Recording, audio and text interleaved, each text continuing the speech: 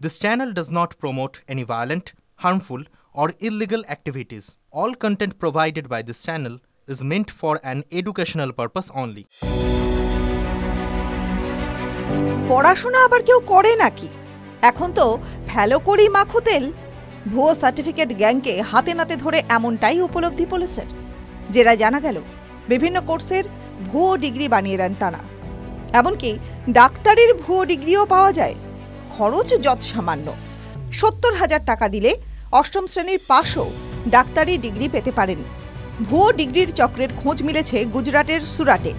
তাদের কাছ থেকে ডেটাবেসে ১২০০ ভুয়ো ডিগ্রির হদিশ মিলেছে। সেই তথ্যসূত্র ধরেই ১৪ জন ভুয়ো চিকিৎসককেও গ্রেফতার করেছে পুলিশ। জানা গিয়েছে এরা সকলেই ওই গ্যাং থেকে ভুয়ো ডিগ্রি কিনেছিল এবং সেই ডিগ্রি দেখিয়েই প্র্যাকটিস করছিল। গোটা চক্রের মূল মাথা ডক্টর রমেশ গুজরাটিকেও গ্রেফতার করেছে পুলিশ। পুলিশ সূত্রে জানা গিয়েছে টাকার বদলে বোর্ড অফ ইলেকট্রো হোমিওপ্যাথি মেডিসিনের ডিগ্রি দিত অভিযুক্তরা। তল্লাশি চালিয়ে শতাধিক আবেদনপত্র, ভুয়ো সার্টিফিকেট এবং স্ট্যাম্প উদ্ধার করা হয়েছে।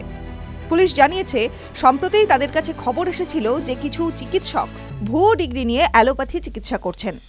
রাজস্ব বিভাগকে সঙ্গে নিয়ে পুলিশ হানা দেয় শহরের বিভিন্ন ক্লিনিকে। সেখানেই ভুয়ো ডাক্তারদের হদিশ মেলে। বোর্ড অফ ইলেকট্রো হোমিওপ্যাথিক মেডিসিনের যে ডিগ্রি দিত অভিযুক্তরা, আদতে গুজরাট সরকার এমন কোনো ডিগ্রি দেয় না। অভিযুক্তরা ভুয়ো ওয়েবসাইটে তাদের ডিগ্রির রেজিস্ট্রেশন দেখাতো।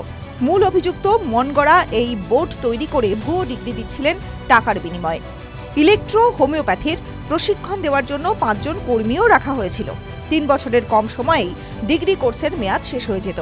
ভুয়ো চিকিৎসকেরাও কম যান না।